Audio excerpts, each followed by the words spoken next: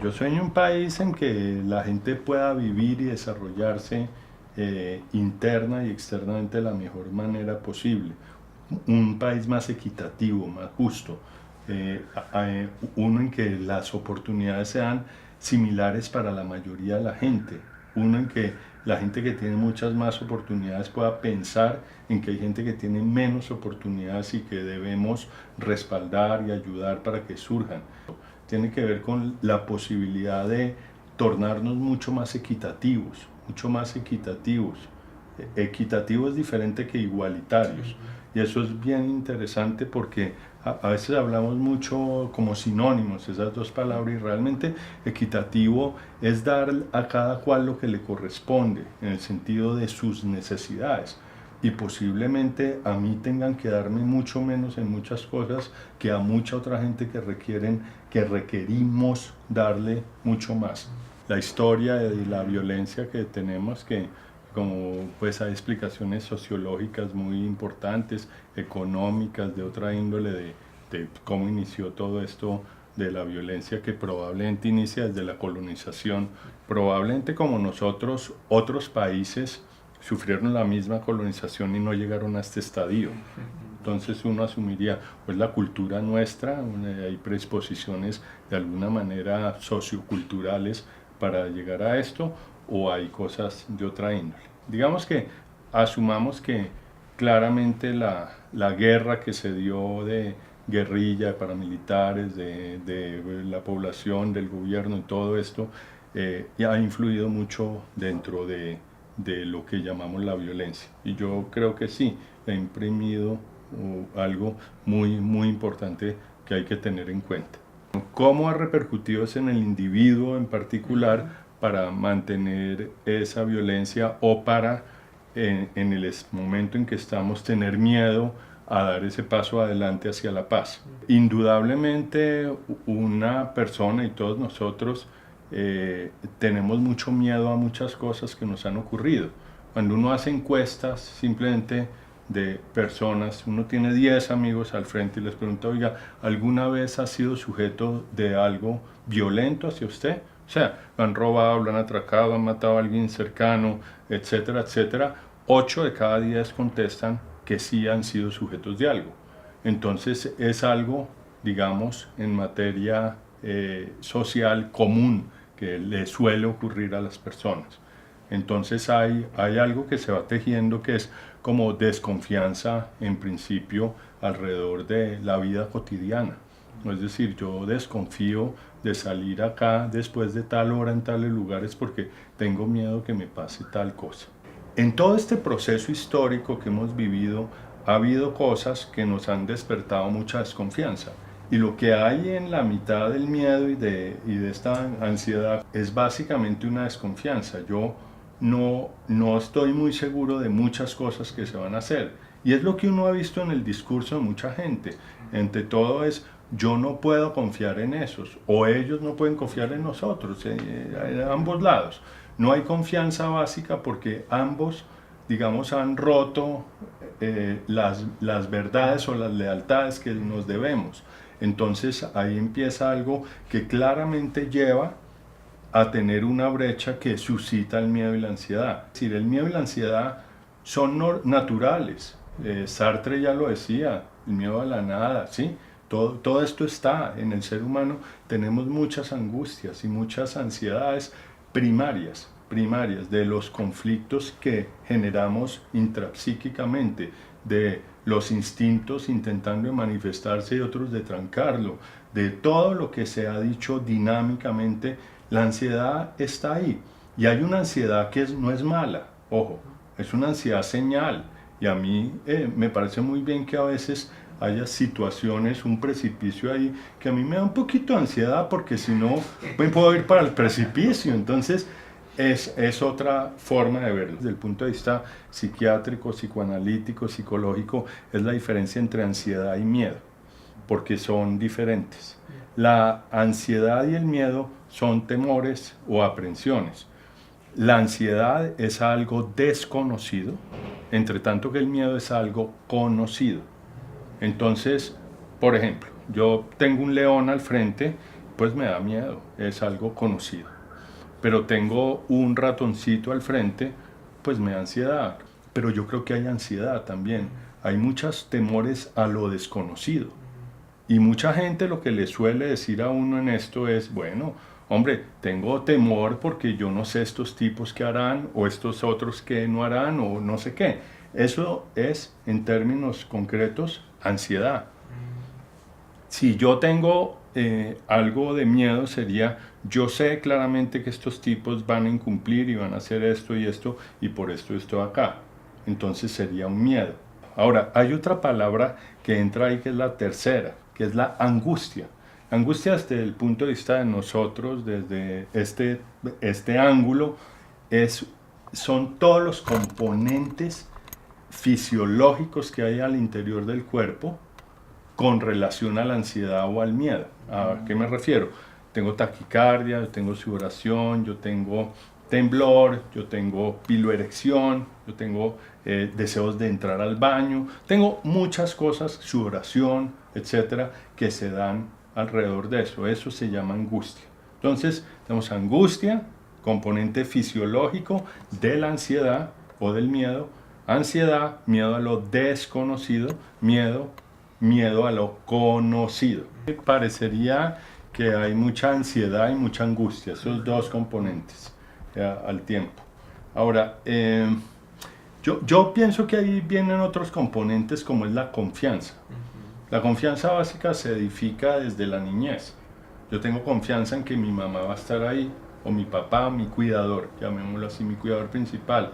Y la confianza básica se va edificando en la relación madre-hijo. Madre, llámese cuidador del hijo, ¿sí? Todos nos criaron, nos tienen, etc.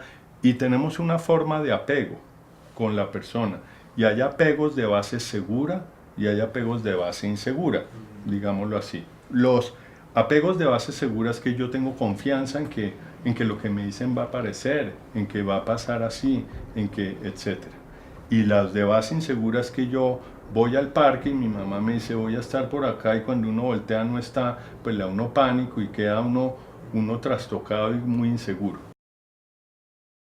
Yo llego a un sitio donde quiero conocer a alguien, a otra persona, y yo empiezo a edificar la confianza.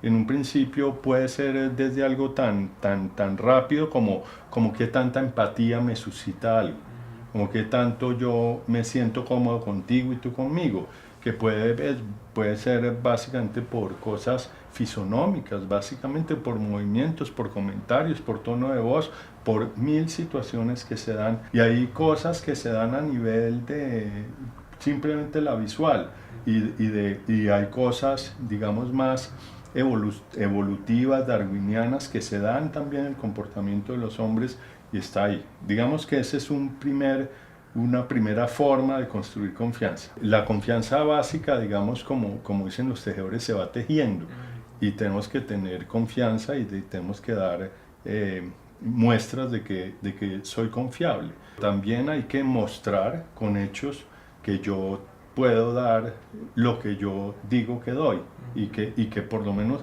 genuinamente lo procuro hacer de manera sincera, porque la gente está dispuesta muchas veces a excusar algo. Por verbigracia yo llego tarde 10 minutos a una reunión y entienden que si se llegó por algo y estoy dispuesto a excusar eso, pero no estoy dispuesto a excusar que yo dije que llegaba y nunca llegué y nunca llamé y nunca aparecí. Bueno, ya esa cosa es una cosa diferente. Entonces, pienso que todo este proceso se va a ir tejiendo y debemos estar tendientes a ir construyéndolo.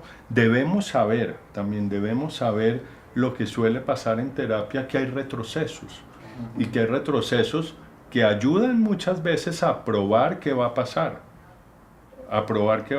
Yo voy muy bien y de golpe inconscientemente pongo un límite a ver qué pasa con el otro, a ver si el otro reacciona mal y se ponen zancadillas, como decimos ahí comúnmente, zancadillitas al proceso. Y esas zancadillas tenemos que mostrar que podemos sobrepasar eso porque a veces son como las mismas zancadillas que pone el adolescente con lo que nos pasó a todos nosotros. Ponemos cositas, zancadillas para ver qué pasa y papá y mamá hasta dónde llegan, o el dúo, la diada hasta dónde llega en este caso. El problema de la paz y la reconciliación es un problema que nos compete a todos. Es un problema en que las diferentes miradas deben aportar. A mí me parece que a veces se ha privilegiado ciertos tipos de profesiones como los que saben de paz y los que saben de reconciliación, y se privilegia, por decir algo, los abogados, se privilegia mucho a los economistas, se privilegia mucho a politólogos, que clarísimamente deben estar. Pero también hay que pensar en otros grupos que pueden aportar mucho. La paz es de todos y la comprensión de la paz debe hacerse desde diferentes aristas. Y yo siento que así como nosotros, psiquiatras, médicos psiquiatras, tenemos un aporte, y es un aporte, el sociólogo, el antropólogo, el psicólogo, el trabajador social, la enfermera, el economista, el politólogo, etcétera, etcétera, etcétera. Tenemos que hablar, el comunicador, claramente acá y principalmente por ustedes, claramente tenemos que aportar muchísimo a esto. Y la paz y la reconciliación empieza por oírnos, empezar a oírnos y empezar a tejer conjuntamente, que acá no hay nadie que se la sepa. Es decir, cuando uno ve los procesos de paz que ha habido en el mundo, todos son muy diferentes que el nuestro, así como entre ellos son muy diferentes, y tenemos que tejerlo entre todos y tenemos que aportar todos para que esto sea un éxito. Y creo que eso es fundamental al momento de tejerlo. La paz no va sola, no es solo esto, sino va con muchos componentes de salud mental. En el Estudio Nacional de Salud Mental se preguntó qué es la paz y qué considera la gente que es la paz y qué espera con la paz la gente. Y mucha gente espera el poder convivir unos con otros, el poder estar uno con otro, el poder de alguna manera tener cierta confianza con el otro y poder estar tranquilos. La gente no descarta que pueda haber algunos procesos, comillas, que llamamos violencia en el sentido grande. Sentido grande, digo yo, violencia es desde un robo hasta una muerte, ¿entiendes? Esto es todo el espectro. La gente no descarta que pueda haber actos violentos, pero la gente lo que quiere es básicamente que podamos convivir unos con otros, que podemos estar uno con otro, que podemos estar en comunión con el otro. Y yo siento que es lo que tiene que ver con la confianza que hablábamos ahora, que la confianza básica es clave. El ser humano necesita confianza para poder tejer relación y para poder estar en sitios diferentes. Hicimos una parte, la primera vez que hace en el mundo a nivel poblacional, que llamamos la cognición social, que tiene varios apartes, pero una parte muy importante es la capacidad de ponerse en el lugar del otro, que llamamos habitualmente empatía. Y eso se mide con diferentes maneras, hay diferentes maneras de medir la empatía, pero eso empieza desde el diálogo que uno tiene con el otro y la capacidad de leer al otro, de ponerse en el lugar del otro para poder tener un diálogo fluido con la otra persona. Y ahí hay cosas sorprendentes. Acá en Colombia estamos muy mal en materia de algunas formas de empatía. Digamos, un rostro con tristeza no lo reconocemos tanto como un rostro con alegría. Si yo no reconozco un rostro que tenga tristeza, pues no puedo empezar con algo básico como decirle a un amigo, oye, ¿te sientes triste? Cuando uno coloca unos rostros sonriendo, de las personas sonriendo, la mayoría de personas, 8 de cada 10 colombianos, reconocen muy rápidamente, está feliz, está contento. Si yo pongo un rostro de cara triste y pongo dos rostros diferentes que están validados, digamos, 2 a 3 de cada 10 lo reconocen como triste. ¿Eso qué significa? Significa básicamente que hay 6 o 7 de cada 10 que no reconocen cuando algo está triste. Si yo estoy contigo y tú te encuentras triste o yo triste y somos amigos, pues yo espero que tú me leas un poquito si yo no te comento, oye, te siento como bajito de ánimo, algo que ayude a comprendernos. Entonces, los rostros que tienen que ver con esto no se reconocen tan fácil. Quien te enseña a ti las emociones habitualmente es tu cuidador primario. Cuando tú estabas bravo, el niño irritable que está por ahí, la mamá le dice, te siento como bravo, y uno califica esa emoción no porque tal, sino bravo. Esto es alegre, esto es triste, esto es sorpresa, esto es yo qué sé, y uno aprende a leer así. Y ahí hay un trabajo muy, muy grande que uno debe aprender a leer en sí mismo para poder leer en el otro. Pero hay comunidades, y en eso viene algo muy lindo, en general menos privilegiadas en el aspecto económico, con un índice de pobreza mayor, que tienden a reconocer mejor esos rostros, como si la comunidad y la colaboración social fuese mucho mayor, como lo es habitualmente, y me puedo leer un poquito más. Entre tanto, personas, digamos, con menos dificultades tienden a reconocer eso menos. El problema de la paz y la reconciliación es un problema que nos compete a todos. Es un problema en que las diferentes miradas deben aportar. A mí me parece que a veces se ha privilegiado ciertos tipos de profesiones como los que saben de paz y los que saben de reconciliación, y se privilegia, por decir algo, los abogados, se privilegia mucho a los economistas, se privilegia mucho a politólogos, que clarísimamente deben estar.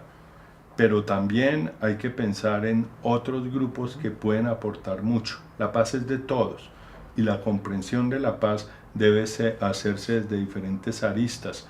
Y yo siento que así como nosotros, psiquiatras, médicos psiquiatras, tenemos un aporte, y es un aporte, el sociólogo, el antropólogo, el psicólogo, el trabajador social, la enfermera, el economista, el politólogo, etcétera, etcétera, etcétera. Tenemos que hablar, el comunicador, claramente acá, y principalmente por ustedes, claramente tenemos que aportar muchísimo a esto. Y la paz y la reconciliación empieza por oírnos, empezar a oírnos y empezar a tejer conjuntamente, que acá no hay nadie que se la sepa. Es decir, cuando uno ve los procesos de paz que ha habido en el mundo, todos son muy diferentes que el nuestro, así como entre ellos son muy diferentes, y tenemos que tejerlo entre todos, y tenemos que aportar todos para que esto sea un éxito. Y creo que eso es fundamental al momento de tejerlo. La paz no va sola, no es solo esto, sino va con muchos componentes de salud mental. Digamos que el temor es a no alcanzar a hacer todo lo que uno quiere hacer, y en eso viene muy de la mano de algo que proponía un psicólogo psicoanalista que era Erik Erikson, que decía que la vida termina en un momento dado en que uno dice, hombre, ¿logré hacer lo que yo pensaba hacer en la vida o no logré hacerlo? Y yo le tengo temor a no llegar al final contento con lo que hice en la vida, con lo que me propuse hacer en torno a los demás, con lo que me propuse hacer en torno a la familia en que uno habita, alrededor de la gente, la sociedad,